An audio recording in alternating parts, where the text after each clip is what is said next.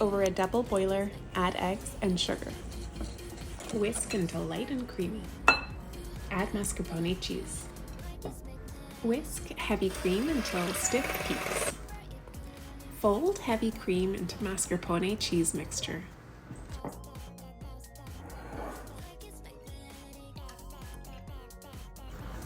Dunk ladyfingers into coffee mixture and place in serving pan. Place 1/3 of cream mixture over ladyfingers. Dust with cocoa powder. Repeat 2 additional times.